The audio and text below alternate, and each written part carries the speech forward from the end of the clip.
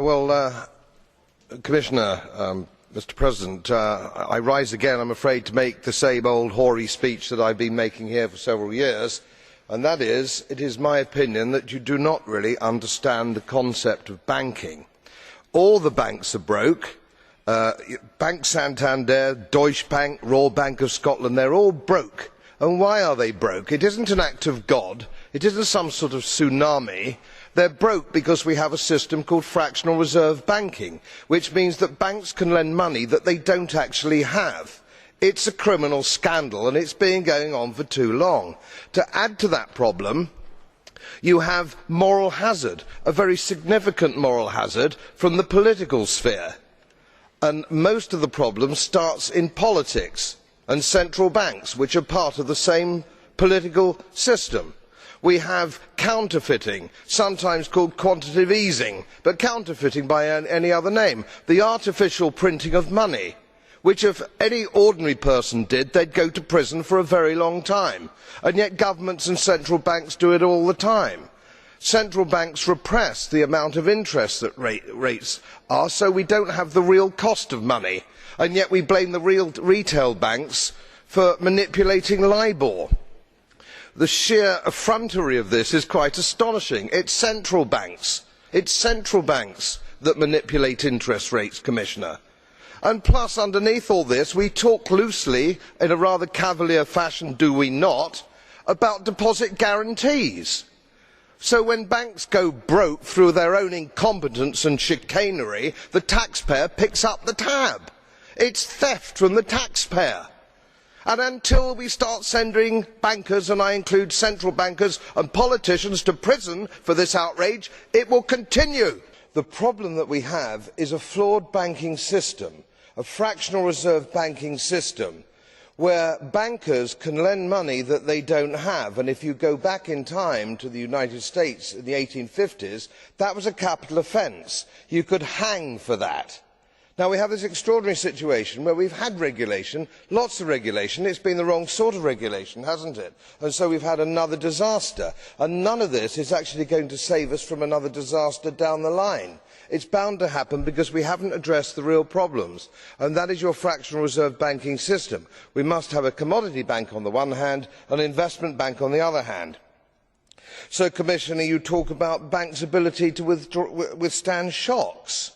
Well, by this definition, by your definition, a shock is people turning up wanting their money back.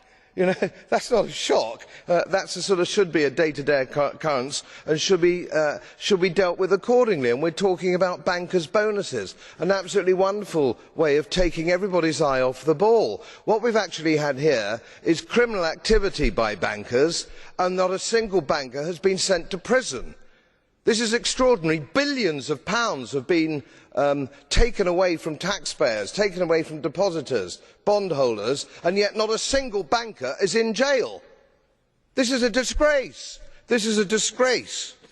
We really have to use the law of the land, not so much regulation, and printing money.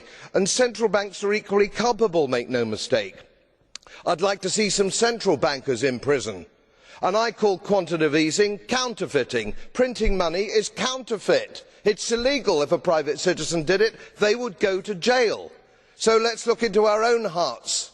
The very unpleasant arrangements that politicians, bureaucrats and central bankers have between themselves at the expense of the taxpayer. Let's end it, and let's end it now. All right, Shalom.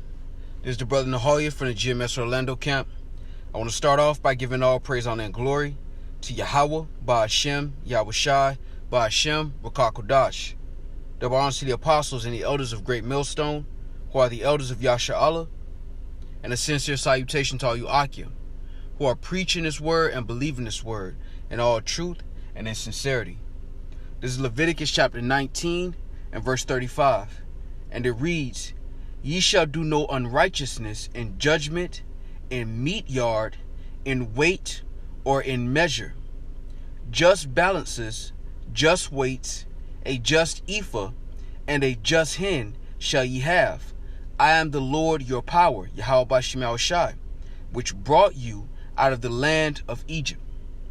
Now what you saw was a guy, all right, and I take him to be in a government somewhere over in the UK, breaking down the financial banking system. All right.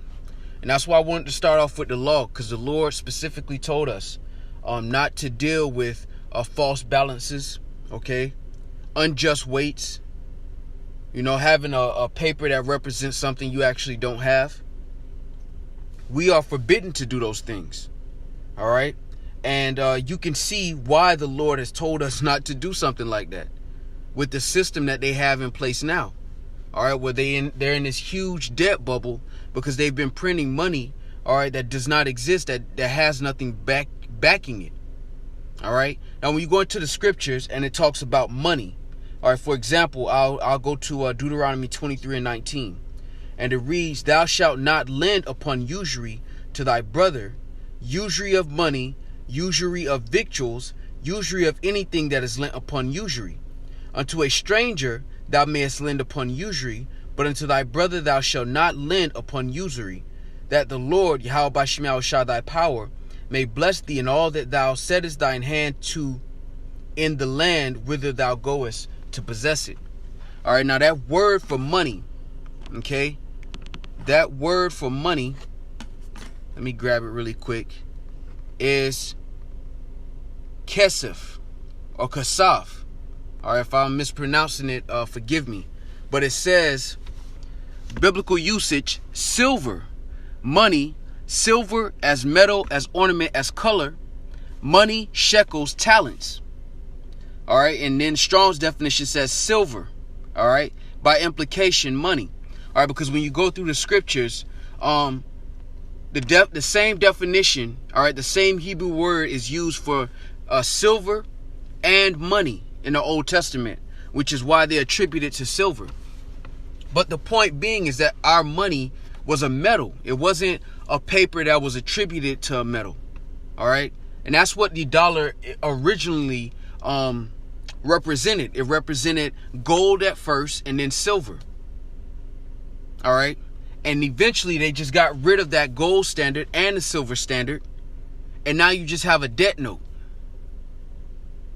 And I wanted to point out this because the Lord told us not to do this, man.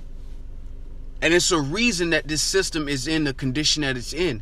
And you Negroes, Latinos, and Native Americans are in the condition that you're in. All right, because they lend with usury.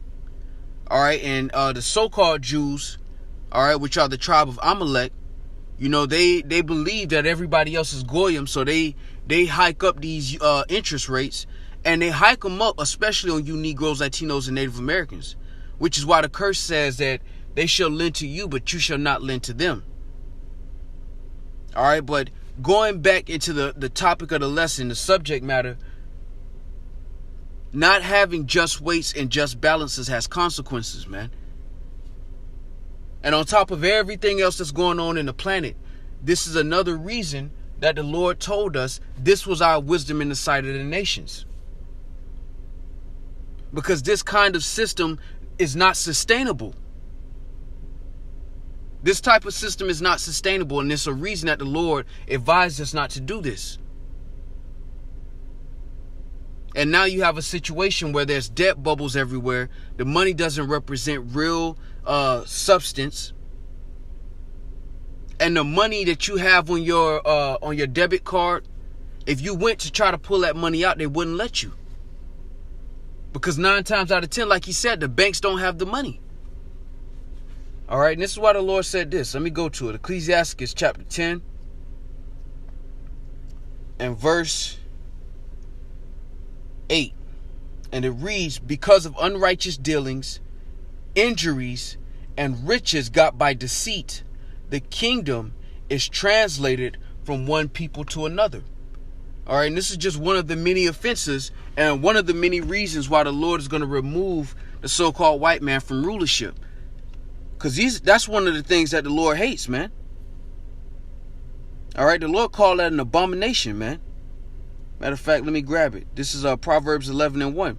And it reads, "A false balance is abomination to the Lord, but a just weight is his delight." So the Lord deals with just weights, man. Just balances. Meaning the Lord doesn't deal with funny money, man. That's why it says riches got by deceit. Because fractional reserve banking, all right, and I would advise you to look it up, is deceit, man. It means that they can loan out money they don't have. That's why it's called fractional reserve, meaning they can loan out a fraction of something that they don't have, man. You have $1, they can loan out 10 just based on your dollar. And that's how, and you can quickly see based on that principle how this can snowball into a system like this one, man. Where you have fiat currency running wild, and all it takes is for people to lose confidence in the dollar and make a bank run, and it is over, man. Or on a global scale, all it takes is for the other nations to start dumping the dollar, and it's over. Why? Because this is not just weights. These are false balances, and these are riches gotten by deceit. And this is what happens when you allow unjust weights, unjust balances, and greed, and you just mix it up into a pot. You get Esau Edom's financial banking system. And now it's really robbery now because, now they're going to move to cashless. Where they don't even have to worry about printing up the money anymore. They can just put numbers onto a computer. And if you think the deceit was crazy now, imagine when it goes completely cashless and it's all on the computer. And that's why all of the economists are talking about the inevitable crash and the necessary reset. And they're going to try to reset it with the RFID microchip. Because they're going to move to a system where you don't even have paper money. It's just numbers. It's just numbers on a computer. And that goes further. That's deeper and deeper into that false balance, man. It said Abraham was rich, and Abraham wasn't rich in FRNs, all right? Matter of fact, this is Genesis chapter 13 and verse 2. And it reads, and Abram was very rich in cattle, in silver, and in gold, man. That was money. And that same word for silver translates to money when you go into the law. That was money. Esau has gotten to a point where he doesn't even say that your dollar represents metal anymore. It doesn't represent a precious metal. It's not backed by anything. It's just paper. It's monopoly money. And that's why the Lord said, because of riches got by deceit, man, unrighteous dealings. These are unrighteous dealings. And that's why the Lord told you Negroes, Latinos, and Native Americans, man, to come out of her. Because it's going to destroy you with a sword of destruction. You're working super hard. You clocking in all these hours, and you bringing in little. Why? Because it doesn't represent, the money is not backed by anything. And you get the worst of it because you're the bottom of the totem pole in this system. Haggai 1 and 5. Now therefore thus saith the Lord of hosts, consider your ways. Ye have sown much and bring in little. Ye eat, but ye have not enough. Ye drink, but ye are not filled with drink. Ye clothe you, but there is none warm. And he that earneth wages to put it into a bag with holes. And Esau's system helps further that affliction. They have something called predatory lending. All right. They have something called subprime loans, where if you are a minority or if you have bad credit, they add extra interest rates onto the money that they loan you that they actually don't have. They add extra interest when they try to loan you money that they don't even have. That's unrighteous dealings. And this politician is going into it. He's explaining that. And it falls on deaf ears because he said something very important. He said the banking system and the political system are tied together. Meaning the banks pay off the politicians to keep quiet and let them continue to do these unrighteous dealings. And that's why the Lord said this, man. Let's get this, bro. Let's get this. Let's go to Daniel. All right, because the Lord said this about the Babylonian kingdom. All right. But this applies to today as well. All right. This is Daniel chapter 5 and verse 27. All right. I'll start at 26. This is the interpretation of the thing. Mene, God hath numbered thy kingdom and finished it. 27, verse 27 reads, Tekel, thou art weighed in the balances and art found wanting. And that banking system is a perfect example. Wanting means lacking. You've been weighed in the balances and you've been found lacking. Now, if you look at the banking system, for you to loan out money you don't even have, that's why the banks are broke. That's why they put limits on what you can and can't withdraw. Because they're too busy loaning out money they don't even have, man. And that's why the Lord said, because of unrighteous dealings and riches got by deceit, the kingdom is translated, man. The Lord is about to remove this kingdom, and it's a laundry list of reasons why. And this is just one of them. But this is going to usher in that RFID microchip. It's going to usher in hyperinflation, famine. So the Lord is using this to accomplish a goal. Make no mistake. But for those of the elect, Lord willing, we're a part of that number. This is a classroom for us. We're supposed to see certain things like this, go back to the scriptures and say, that's why the Lord told us not to do that. It makes sense. Because it's one thing to see it on paper, but it's another thing to live in it, man. We live in this shit, man. Excuse my French. Excuse me.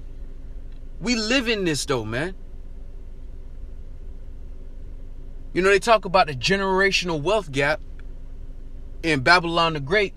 How can you ever get out of that jam? The money not even real. And the fake money, they put extra interest on you Negroes, Latinos, and Native Americans. So you'll never get out the hole as a nation of people. That's why the scriptures talk about this right here, man. Let me go to it. This is Lamentations 4:17. All right, and it reads, As for us, our eyes as yet failed for our vain help. In our watching, we have watched for a nation that could not save us. Bro, they don't have no intentions of saving you Negroes, Latinos, and Native Americans. They don't want to save themselves. That banking system that they set up, their own people have to deal with it. Their own people suffer from it.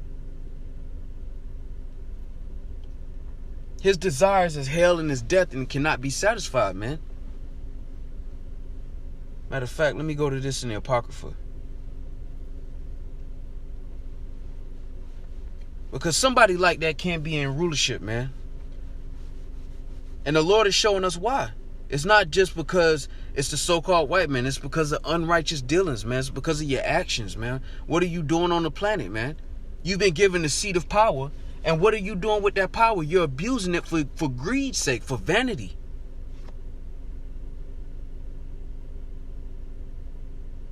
And that's a problem, man.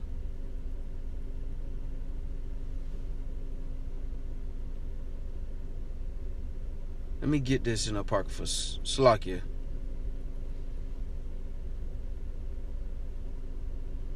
Yep. This is Ecclesiastes chapter 14 and verse 5. All right. And it reads, He that is evil to himself, to whom will he be good? He shall not take pleasure in his goods. So if the so-called white man will create a system where his own people have to suffer in it, to whom will he be good? And this is just the Lord showing us. You know, like I said before, this is a classroom for the hopeful elect. so that we can see these certain things play out on the earth and be like, and go back to the wisdom that the Lord gave us and say, wow, okay, this is what happens. This is the consequence of violating this law.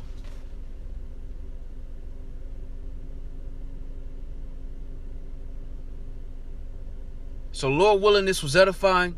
I just wanted to go into that briefly. With that, I want to give all praise, honor, and glory to Yahweh, Ba'ashem, Yahweh Shai, Ba'ashem, Rukah Kodash. Double honors to the apostles and the elders of Great Millstone. And I just want to say this, man. The Wadi Yahweh Ba'ashem Yahweh Shai for his wisdom and his knowledge. The Wadi Yahweh Ba'ashem Yahweh Shai for giving us the law, statutes, and commandments. And the Wadi Yahweh Ba'ashem Yahweh Shai for working and allowing us to actually have something righteous on the earth coming soon. In abundance. Righteous rulership is coming to the planet Earth, man. And things like this are going to be unheard of. Alright, so with that, again, I want to give all praise, honor, and glory to Yahweh, Ba'ashem Yahweh Shai, Ba'ashem Rukah Kodash. Double honors to the apostles and the elders of Great Millstone, who are the elders of Yasha Allah. And a sincere salutation to all you Akim, who are preaching this word and believing this word in all truth and in sincerity. Shalom.